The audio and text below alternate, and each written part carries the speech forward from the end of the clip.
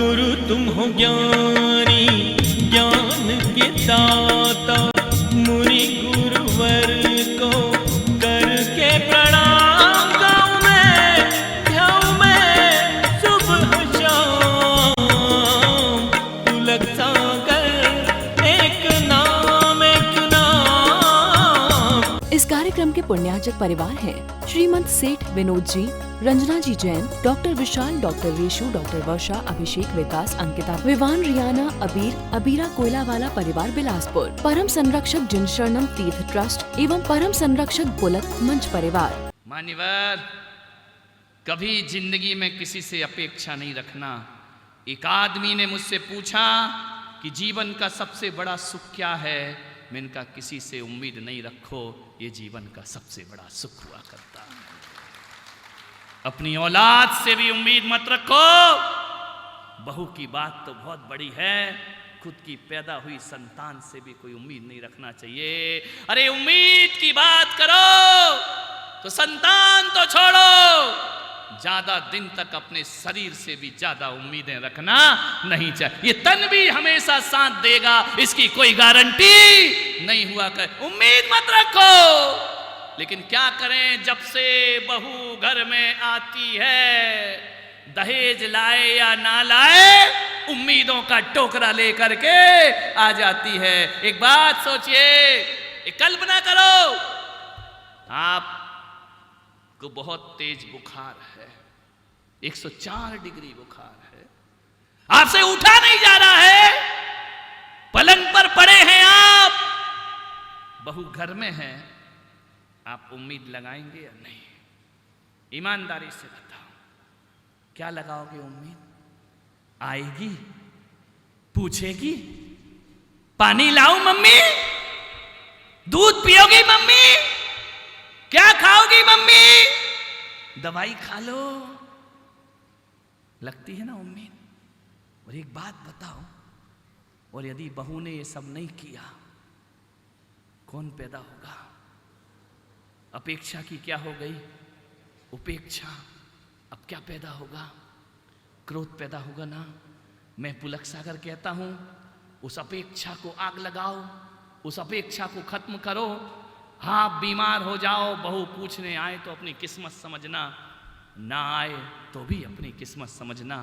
क्योंकि ये सोच लेना कि मुझे 104 डिग्री बुखार है, मुझसे उठते नहीं बन रहा है, पति दुकान पे गए हैं, बच्चे स्कूल गए हैं और बहू पीहर गई है, अब बताओ दवाई कैसे खाओगे? ध्यान रखिए, 104 डिग्री भी बुखार होगा ना तो अम्मा हिम्मत करेगी, पलंग से उठेगी, घिसटते घिसटते जाएगी, गिलास में पानी भरेगी, दवाई खुद खोलेगी, चुपचाप खा लेगी। अब क्यों गुस्सा नहीं आ रहा? क्योंकि बहू घर में नहीं है। मैं आपसे कहता हूँ ऋषभ देव वालों, बहू के रहते हुए भी इतना सोच लो, अपेक्षाओं की खत्म हो जाएंगी, उम्मीदें खत्म हो जाएंगी और जीवन आनंद में बदल। अरे सोच नहीं तो है, करना तो वैसे भी काम है और वैसे भी काम है, थोड़ी सी सोच बदल लो, ज्यादा उम्मीद मत रखो। चले आ रहे हो बाजार से, आपने सोचा कि वो आदमी आ रहा है, मुझे जय जिनेंद्र करेगा, जय राम जी की करेगा, और यदि उसने नहीं की, अरे बाप रे, क्रोध का जन्म हो गया। अपनी उम्मीदें मत रखो किसी से, ध्यान रखना। एक गिलास पानी की भी उम्मीद मत रखो। मैं पुलक सागर कहता हूं कि जब तक तुम्हारा शरीर चल रहा है ना, पानी भी पीना है तो खुद उठा के पीना चाहिए। ध्यान रखना, किसी से मांगने की जरूरत नहीं पड़ना चाहिए। कोई कुछ कहे कि बताओ तुम्हें क्या चाहिए, ना कहने की ताकत सीखो। नहीं, मुझे कुछ नहीं चाहिए। ध्यान रखना, सबसे बड़ा अमीर कौन है? अमीर वो नहीं है कि कोई बोले क्या चाहिए और तुम मांग लो। अमीर वो होता है, कोई बोले कि तुम्हें क्या चाहिए, तुम्हारे मुंह से निकले कि हमको कुछ नहीं चाहिए। ध्यान रखना, चाहे गई चिंता मिटी मनवा वे परवाह, और जिनको कुछ नहीं चाहिए वो शाहन के शाय हुआ करते हैं। ध्यान रखना, उम्मीद मत लगाओ, किसी से भी उम्मीद मत रखो। एक गिलास पानी की भी उम्मीद मत रखो। ध्यान रखिए, आपको बातें अटपटी लग रही होंगी, लेकिन आपके जीवन को आनंद से भर देंगे। ये बातें ध्यान रखिए। जब तक भगवान ने शरीर दिया है, क्यों बहू बेटों से उम्मीद रखते हो कि खाना बना के दे, पानी ला के दे? हाथ पैर दिए हैं ना, खुद उपयोग करो, उनका ध्यान रखिए। और जितना तुम अपने हाथ पैर का उपयोग करोगे, बुढ़ापे में भी जवानी का अनुभव करोगे, ध्यान रखिए। और जो जवानी में भी एक गिलास पानी उठा के नहीं पीते हैं, उनका जवानी में ही बुढ़ापे के दर्शन होना शुरू हो जाते हैं, ध्यान रखिए। एक गिलास पानी नहीं पी सकते हो लेकर। एक महिला आई, बोले मेरे पति इतने बेकार, एक गिलास पानी नहीं पीते हैं। तो मैंने कहा तू क्या करेगी? बोले अब देखो कल मैं क्या करती हूं। पति आया बाजार से, दुकान से, अरे पानी ला एक गिलास। उसने कहा सुनते समझ नहीं आता तुमको?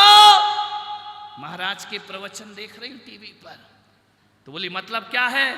बोले डिस्टर्ब मत करो, जाओ पी लो, और हो सके तो हाँ, ये सब महिला एक्सपीरियंस है तुम्हारा, तुम्हारा एक्सपीरियंस बोल रहा, मेरे लिए भी ले आओ। उम्मीद मत रखो किसी से। उम्मीद रखी कि क्रोध पैदा हुआ, ध्यान रखना। किसी से कोई उम्मीद मत रखिए। तो क्रोध की मां उपेक्षा। उम्मीद रखोगे उपेक्षा जरूर होगी। आशा रखोगे निराशा में बदल जाएगा।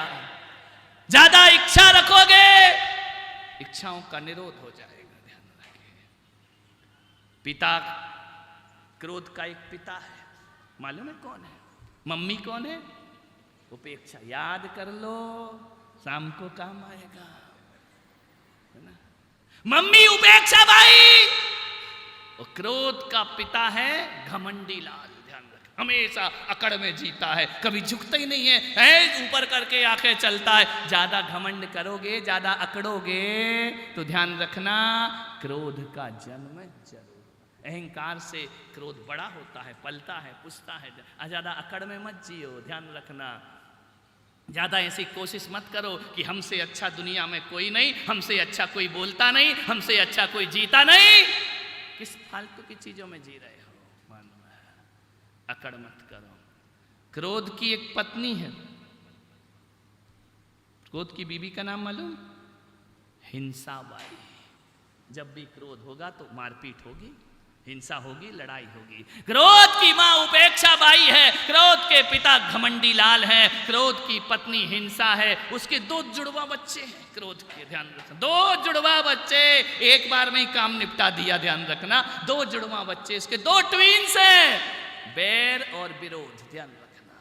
जहां क्रोध है वहां बैर भी होगा। और उसकी एक नकचड़ी बहन है क्रोध की, ध्यान रखना। बड़ी नाक पे चढ़ी रहती है, मालूम है? उस क्रोध की नकचड़ी बहन का नाम है जिद्दी बाई, ध्यान रखना। जिद नहीं होगा तो क्रोध कहां से आएगा, ध्यान रखना। ध्यान रखना, जब भी क्रोध आता है पूरे परिवार के साथ आता है, और वो हमारे पूरे परिवार को नाश करके चला जाता है, तबाह करके चला जाता है। तो आपसे कहूंगा क्रोध से यदि बचना है तो 4-5 चीजें याद रखो। एक तो उम्मीद करना बंद कर दो, दूसरे घमंड करना बंद कर दो, तीसरा हिंसा मारपीट की भाषा बंद करो, गाली गलौज बंद करो, बैर विरोध से दूर रहो, जिद करना छोड़ दो। क्रोध तुम्हारे घर में प्रवेश नहीं कर पाएगा, ध्यान रखिए। पागल हैं लोग जो कहते हैं महाराज हमारा वास्तु से घर अच्छा नहीं है, जो ज्योतिष दिखाते हैं, जो कुंडली दिखाते हैं। मैं पुलक सागर कहता हूं कि कोई भी मकान है अच्छा बुरा नहीं होता, उसमें रहने वाला इंसान अच्छा या बुरा हुआ करता है, ध्यान रखिए। वास्तु को सुधारना है तो ईंट पत्थर के वास्तु मत सुधारो, ये 4-5 चीजें सुधार लो, तुम्हारे जीवन में स्वर्ग का अवतरण अपने आप हो जाएगा, ध्यान रखिए। शादी होती है ना, तुम लोग की हो गई या नहीं रे भाई बता? हो गई ना शादी? शादी हुई थी, 7 फेरे लिए थे, लेट हो गए थे, 12-1 बज गए थे, नींद आने लगी थी। अब शादी भी तो करना है। 7 वचन जैसा कुछ लफड़ा होता है, सप्तपदी। बोलो ना रे, हम कुमारों से क्या है कि पूछ रहे हो? 7 वचन सोमेश नहीं, यदि अरेंज मैरिज की है तो 7 वचन, और कोर्ट मैरिज की है तो काहे का वचन, ध्यान रखना। 7 वचन लिए थे, पंडित कराता है। मैंने किसी की शादी मादी देखी नहीं है, लेकिन सुना है। तो एक लकड़ी होती है, एक अग्नि होती है, उसके 7 फेरे लगते हैं, और एक एक फेरे पर एक एक वचन लिया जाता है। कौन है इस सभा में जो अपने 7 वचन सुनाएगा? अरे तो वो नाटक चल रहा था क्या? शादी में जो लिए थे वो ड्रामा था क्या? एक भी याद नहीं? वो पंडित ने तो कहा था कि जीवन भर निभाना है। नाम याद नहीं, निभाओगे क्या तुम? खाक। एक भी वचन याद नहीं है, तो वो सब क्या था? अब की बार मोदी सरकार थी क्या वो? विचार करिए।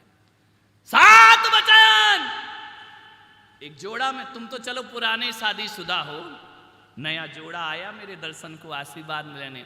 मैंने कहा शादी कब हुई? बोले कल ही हुई है। मैंने कहा 7 वचन बताना कौन से? बोले काहे के 7 वचन? अरे मैंने कहा तुमने 7 वचन लिए, फेरे डाले। अरे बोले वो तो पंडित ने लिए। तो इनका पंडित ने लिए, शादी तो तुम्हारी है। बोले वो बोलते गा, हम सिरा लाते गए, और मन में तो ये लगा पंडित इतना लंबा क्यों खींच रहा है, जल्दी खत्म कर। 12-1 बजा दिए फेरे डालने में। ध्यान रखना, एक को भी अपने 7 वचन याद नहीं है किसी को याद 7 वचन तो खड़ा हो जाए, उसको सभा में सम्मानित किया जाएगा। पुष्पदन जी 2-4 वचन याद हो? काय को याद रहेंगे? जब 7 वचन ले रहे थे तो बगीचा पूरा हरा था। उसका परिणाम ये आया कि एयरपोर्ट बन गया, कोई भी फ्लाइट यहां उतर सकता है। ध्यान रखना, बाल लाल तो सब गायब हो गए। ध्यान रखना, 7 वचन याद नहीं है।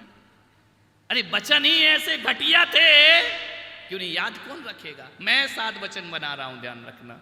अब तुम्हारे बच्चों की शादी हो तो मेरे वाले 7 वचन लेना, ध्यान रखना। मालूम है कौन से? बता दूं? 7 तो छोड़ो, एक ही वचन ले लो, 7 मत लो। जब भी फेरे लेने लगे ना, लड़के लड़की शादी हो, तो एक ही वचन पंडित को दिलाना चाहिए, और एक ही वचन दुल्हा दुल्हन को लेना चाहिए कि देख हम तुम अब जीवन भर के साथी बन रहे हैं। वो तुम लोग नहीं ले पाए वचन, तो अब ले लो।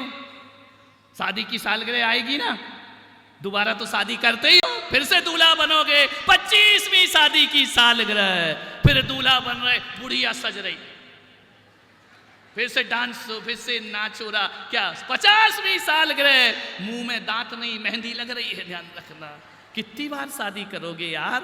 एक बार में आदमी को थक जाना चाहिए शादी करते हुए। नहीं, एक जगह मैंने दिल्ली में देखा 50वीं शादी की सालगिरह। अरे मैंने कहा क्या हो गया? झुर्रियां पड़ रही हैं। कहां से आ रही देवी? Beauty parlour. बोले क्यों? बोले शादी की। तेरे की शादी की सालगिरह, ग्रह माने ग्रह, और ग्रह में लग गई ग्रहणी। ध्यान रखना, विचार करना है। एक ही नियम ले लो, शादी तो हो गई, गया वो पंडित भी मरमरू गया होगा जिसने शादी कराई।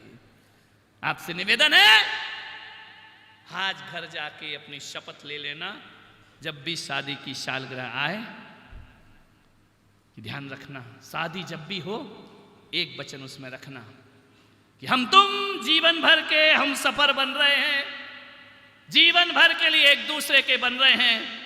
मैं सौगंध खाता हूं, लड़की बोले मैं भी सौगंध खाती हूं कि जब कभी मैं आग बनूं तो तुम पानी बन जाना, और कभी तुम आग बनो तो मैं पानी बन जाऊं। 7 वचन याद ना हो, पुलक सागर का एक वचन याद रखना कि मैं आग बनूं तो तुम पानी बनना, और तुम आग बनो तो। और पुरुषों से भी, दूल्हों से भी मेरा निवेदन है कि तुम 10 बार दिन में आग बनते हो, ये 10 बार पानी बनती है। ध्यान रखना, आपसे निवेदन है।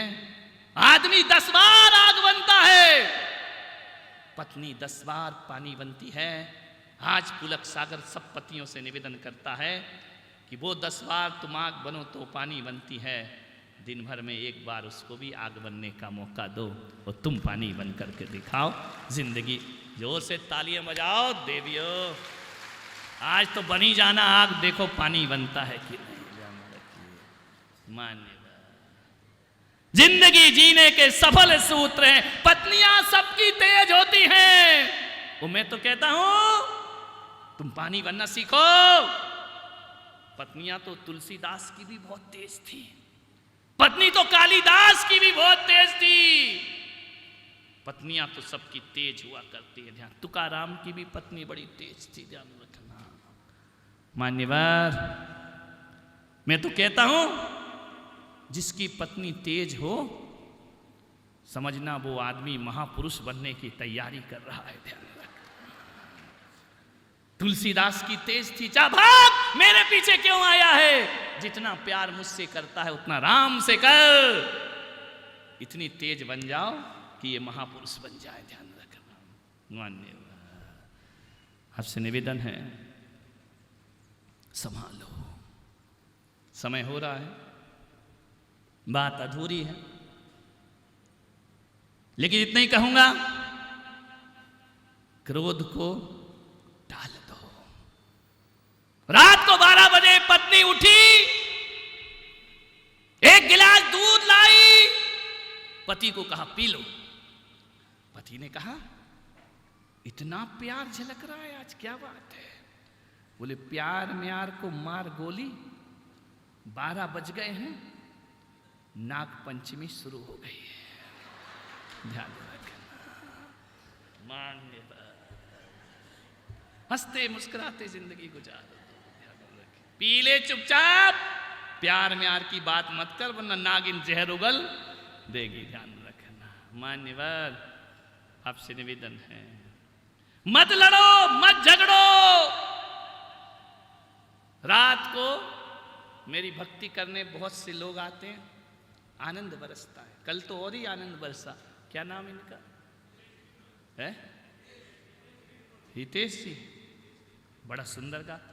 इस कार्यक्रम के पुण्यार्जक परिवार हैं श्रीमंत सेठ विनोद जी, रंजना जी जैन, डॉक्टर विशाल, डॉक्टर रेशु, डॉक्टर वर्षा, अभिषेक, विकास, अंकिता, विवान, रियाना, अबीर, अबीरा कोयलावाला परिवार बिलासपुर, परम संरक्षक जिन शरणम तीर्थ ट्रस्ट एवं परम संरक्षक बुलक मंच परिवार। गुरु तुम हो ज्ञानी, ज्ञान के दाता,